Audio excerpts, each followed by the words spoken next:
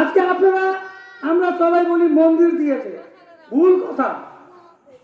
তার আগেও বিজেপি সরকার ছিল, অটল বিহারী বাজপেয়ীর সরকার ছিল, নরেন্দ্র মোদীও 2014-তে আসছে। এতদিন কেন মন্দির হয় না?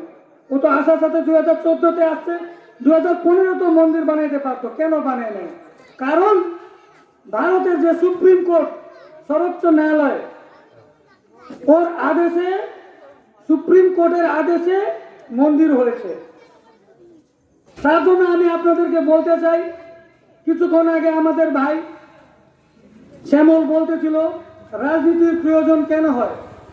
রাজনীতি সুশাসন। আজকে ইউপি আপনারা জানেন, উত্তরপ্রদেশ বিজেপির ক্ষমতায় আছে, ওইদিকে যোগীর শাসন চলতেছে, দিনের বেলায় লোককে গুলি করে মারে দেয়। আপনারা দেখছেন ওইদিকে এখনো ধর্ষণ হয়, দিনের বেলা ধর্ষণ হয়, আপনারা জানেন নরেন্দ্র মোদী সরকার আসার পরে। কিন্তু এইদিকে আপনারা আমাদের দিদির যে উন্নয়ন, ওই উন্নয়নকে বিজেপির কিছু কিছু ছোট মোটো মাঝালি নেতারা যা বলে বেড়াচ্ছেন, লক্ষ্মী ভান্ডার নাকি মোদি দিচ্ছে, লক্ষ্মী ভান্ডার নাকি মোদি দিচ্ছে, আজকে রূপশ্রী নাকি মোদি দিচ্ছে, আজকে এই রাস্তাঘাট সবকিছু নাকি মোদি দিচ্ছে। এটা মিথ্যা ভাওতা, নিজে কিছু করে না, দিদির উন্নয়নকে নিজের স্টিকার লাগায়, নিজের নাম করে নিজের প্রচার করতে চাচ্ছে। একটাই কথা বলবো, 2019-এ জয়ন্ত রায় 86,000 ভোট, 86,000 ভোটে আমাদের ডাবগ্রাম ফুলবাড়ি, শুধু ডাবগ্রাম ফুলবাড়ির কথা বলতেছি, গোটা জলপাইগুড়ি সিটের কথা আমি বলতেছি না, শুধু ডাবগ্রাম ফুলবাড়িতে 86,000 ভোটে উনি জয়যুক্ত হয়েছেন। আমাদের এমএলএ বিধায়িকা শিখা চ্যাটার্জি 27,000 ভোটে জয়যুক্ত হয়েছেন। একটা এমপি যে লোকসভার যে আমাদের সদস্য হয়, ও বছরে 5 কোটি টাকা পায়, বছরে 5 কোটি টাকা পায়, আর এমএলএ 60 লক্ষ টাকা করে পায়। এমএলএ 3 বছর হয়েছে, 101 কোটি 80 লাখ টাকা এমএলএ ফান্ড পেয়েছে, আর 25 কোটি টাকা জয়ন্ত রায় পেয়েছে। আপনারা বলুন, আপনার বাড়িতে বা আপনার গ্রামে বা আপনার চোখে কোন একটা প্রকল্প, কোন একটা উন্নয়ন কি জয়ন্ত রায়ের হাত ধরে হয়েছে? ছাড়ুন উন্নয়নের কথা, ছাড়ুন। 5 বছরে জয়ন্ত রায়কে আপনারা কয়বার পেয়েছেন, কাছে কয়বার দেখেছেন বলুন? আমাদের আশেপাশে অনেক বিজেপির নেতা ওই বর্ষাতের দিনে যে ব্যাঙের ছাতার মতো বর্ষাত আসলে, ভোট আসলে ওরা চলে আসে, যখনই ভোট শেষ তারা নিজের দোকান খুলে বসে যায়। কোনো উন্নয়ন, কোনো কারো বাড়িতে কোনো প্রবলেম, কোনো কিছুর মধ্যে ওনারা নাই। বরঞ্চ আমি তো এটাও শুনছি, গালি গলজ করে, আশেপাশের লোকের সাথে ওনারা ভালো ব্যবহার করে না। কিন্তু আমরা তৃণমূল কংগ্রেস লকডাউন, এরকম একটা ভয়ঙ্কর পরিস্থিতি, যখন গোটা দেশে গোটা বিশ্বে একটা প্যান্ডেমিক চলতেছিল, ওই সময়ে আমরা বাড়ি বাড়ি পাশে ছিলাম, সবার পাশে ছিলাম, জনগণের পাশে ছিলাম। ঠান্ডার দিন আসে আমরা কম্বল নিয়ে চলে আসি। কিন্তু আজকে বিজেপি সরকার, যার ব্যাংকের অ্যাকাউন্টে 6,000 কোটি টাকা আছে, বিজেপির ব্যাংক অ্যাকাউন্টে 6,000 কোটি টাকা আছে, বলুন তো কোথায় থেকে আসছে? কেউ বলতে পারে? সাধারণ মানুষদেরকে এটা কথা বুঝায়? সাধারণ মানুষ এটা পুরো বুঝে? 6,000 কোটি টাকা মানে বুঝেন, এক কোটি করে যদি আলাদা করে রাখি, 6,000 বার কোটি কোটি টাকা। ওই টাকা দিয়ে কি করে? ওই টাকা দিয়ে কি করে? দিল্লির বুকে একটা পার্টি অফিস বানাইছে 3,000 কোটি টাকা। ওই পার্টি অফিসে আমাদের কি লাভ? কংগ্রেস নিজের একটা পার্টি অফিস আমরা বানাই না। জনগণের টাকা দিয়ে যদি আমরা নিজের পোষণ করি, তার জন্য কি আমরা নেতা হয়েছি? তার জন্য কি আমরা পঞ্চায়েত হয়েছি? তার জন্য কি আমরা এমপি হয়েছি, এমএলএ হয়েছি? না, মানুষের পাশে থাকার জন্য। যদি একটা এমপি এমএলএ হয়ে মানুষের পাশে থাকে না, তার জন্য আমাদের এমপি এমএলএ কিসের দরকার? তার জন্য বন্ধুগণ, আমি এটাই বলতে চাই, 5 বছরের একবার এমপি ভোট আসে। একবার যদি ভুল করে থাকেন 5 বছর পস্তাইতে হবে। আজকে দেখুন, গোটা এই ভবন বলতেছিল 13টা রাস্তা, স্ট্রিট লাইট, টয়লেট সবকিছু আমরা করতেছি, পায়খানা ঘর আমরা করতেছি, ঘর দিয়েছি, আরো 20টা ঘর পাস হয়েছে, ওটা আমরাই করব। ওরা করবে না। ওরা কি করবে জানেন? ওই যে আমাদের যে ভগবানের মন্দির, ওই ভগবানকে আমরাও মানি, আমরা গলায় মালা দিয়েছি, তুলসীর মালা। তার মানে আমরা কি পাকিস্তানি? ওরা তো এটাই বলতে চায় কি আমরা ভগবানকে মানি না।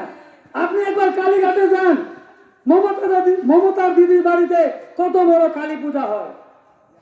যদি মমতা দিদির দল ভগবানকে না মানতো, ঠাকুরকে না মানতো, তো দুর্গা পূজাতে কেন 50,000 টাকা করে দেয়? নরেন্দ্র মোদী সরকার কোন দুর্গা পূজা কোন মন্দিরকে টাকা দিয়েছে?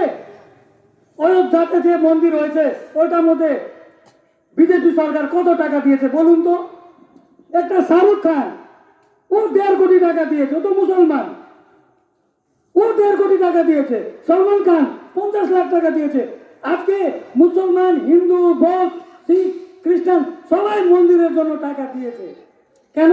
এটা ভারত, এটা রামকৃষ্ণ পরমহংসের ভারত, এটা স্বামীজির ভারত, এটা ঈশ্বরচন্দ্র বিদ্যাসাগরের ভারত, এটা বাংলার ভারত। বাংলা যে আজকে ভাবে, বাংলা যে আজকে চিন্তা করে, ভারত ওটাকে কালকে ভাবে, বিশ্ব সেটাকে কালকে ভাবে। আমাদেরকে শিখাইতে হবে না, দিল্লির গুজরাট থেকে এসে আমাদেরকে হিন্দুত্ব শিখাইতে হবে না। হিন্দু কি আমরা জানি, গুরুর বন্দনা কি আমরা জানি, গুরুকে কিরকম করে করতে হবে, দীক্ষা দিতে হবে, এটা আমরা জানি। আমি তো মনে করি তারা জানে না। যদি তারা জানতো, স্বামীজির কথা যদি তারা জানতো, হিন্দুত্বকে যদি ওরা জানতো, সর্বে ভবন্তু সুখিনা, সর্বে সন্তু নিরাময়া, সর্বে ভদ্রাণি পশ্যন্তু, মা কশ্চিৎ দুর্ভাগ ভবে, বাসুদেব কুটুম্বকম। এ বিশ্বে যত লোক আছে সে আমার আপনজন, সে আমার আত্মীয়। আমার বেদ বলতেছে, আমার রামায়ণ বলতেছে, আমার মহাভারত বলতেছে। কিছুক্ষণ আগে একজন বলতেছিলেন রক্তর কথা। রক্ত, ব্লাড ব্যাংক থেকে যখন রক্ত নেন, ওটার মধ্যে কি হিন্দু মুসলিম লেখা থাকে? রক্তর দরকার হয় মানুষকে, নিঃশ্বাসের দরকার হয়। নিঃশ্বাস নেওয়ার জন্য অক্সিজেন লাগে। এই গাছ আমাদেরকে অক্সিজেন দেয়। এই গাছ কি বলে? এই হিন্দু তোকে আমি দিব না, কেন? আমাকে তো মুসলমান লাগাইছে। আর ও এটাও বলে না কি আমি হিন্দুকে অক্সিজেন দিব আর খ্রিস্টানকে দিব না, এটা কোনোদিন বলে না। সেরকমই আমরা মানুষ, মানবতা আমাদের পরম ধর্ম, মানবতা আমাদের পরম ধর্ম। যখন শ্রীরাম বনবাস যাচ্ছিলেন, উনার ভাই ভরত যখন আসলো, তো বললো কি হয়েছে? সব ঘটনাটা শোনার পরে উনি বলল, উনি বনে গেল, জঙ্গলে গেল। উনার দাদা রামকে বলল, না দাদা চলুন চলুন, ওই সিংহাসনে আমি বসবো না, ওই সিংহাসন আমার দরকার নাই। যেই দাদাকে জঙ্গলে পাঠায়, ওই দাদাকে ভগবানের মতন মর্যাদা পুরুষোত্তম রামকে আমি জঙ্গলে বসাই, ওই সিংহাসনে আমি কোনোদিন বসবো না। ওই সিংহাসনে বসে আমাকে কোনোদিন কোনো লাভ হবে না। আমি খালি এই পৃথিবীকে সর্বোচ্চ ভাবি না, এই পৃথিবীর পরে আরেকটা জায়গা আছে, ওইদিকে আমার স্থান হবে না। তো রাম যখন মানলো না, ভগবান রাম বলেন, না ভাই তুই আমাকে ভাবে, তুই রাজ চালা, অযোধ্যাকে চালা। তখন লাস্টে যখন মানলো না, তখন রামের যে খড়াম, ওই যে কাঠের যে জুতা হয়, ওইটা নিয়ে গিয়ে সিংহাসনে রেখে অযোধ্যাকে উনি 14 বছর শাসন করেছিলেন। আর আজকের নেতা, আজকের সরকার, আজকের বিজেপি সরকার কোটি কোটি টাকা খরচা করে যে সরকার জিতে আছে, যে রাজ্যতে সরকার জিতে আছে, আম আদমি সরকারকে ইডি সিবিআই লাগায় জেলে ঢুকায় জবরদস্তি ওই শাসন নিতে চাচ্ছে। এদিকে আমাদের বাংলাতেও অনেক চেষ্টা করতেছে, ওইদিকে মহারাষ্ট্রতে, ওইদিকে যে সাধারণ জনগণ জিতাইছে ওদেরকে ভেঙে কোটি কোটি টাকা খরচা করে ওইটাকে ভেঙে দিল বিহারে সরকার, আরজেডির সরকার, লালু প্রসাদের সরকার, নীতিশ কুমারের সরকারকে টাকা কোটি কোটি টাকা খরচা করে ওইটাকে ভেঙে নিজে সিংহাসনে বসে গেল। বলুন তো, সিংহাসনে যদি ওনাদের এতই লোক থাকে তবে ওনারা এরকম রাজনীতি করতেছে, রামের নাম কেন ওনারা নিচ্ছে? রামের যদি নাম নিতে হয় তো এরকম রাজনীতি কেন করতেছে? রামের রাজনীতি যদি হয়, ত্যাগের রাজনীতি হবে, তপস্যার রাজনীতি হবে। রামের যে রাজনীতি ওটা এরা করতেছে না, এটা সাধারণ জনগণকে বুঝতে হবে। রামের রাজনীতি যখন করতে হয়, ভালোবাসার রাজনীতি করতে হয়। একটা রামের এলাকা মানে অযোধ্যার একটা লোক বলছিল উনার ব্যাপারে খারাপ কথা, উনি নিজের বউকে জঙ্গলে পাঠাই দিলেন। কেন?